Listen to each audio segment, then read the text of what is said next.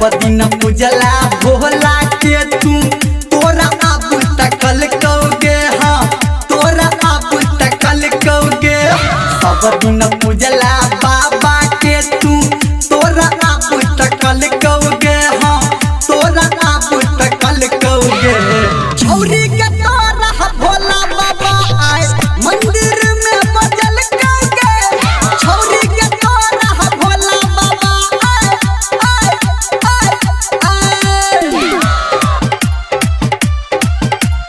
छौरी के तोरा छौरी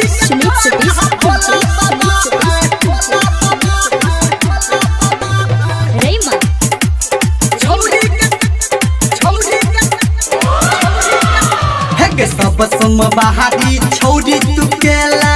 मनता तोहर पुरल कौगे हाँ मनता तोहर पुरल कौगे सब सम बहारी छौरी तू केला मनता तोहर पुरल कौगे हाँ मनता तोहर पुरल कौगे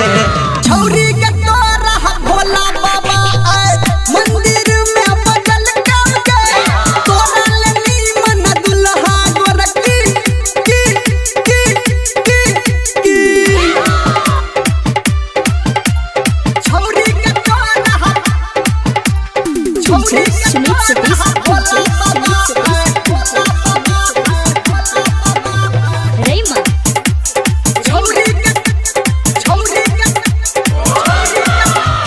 कहो धर्मेंद्र बात के बुझही तोरे टाई कहल कौगे हाँ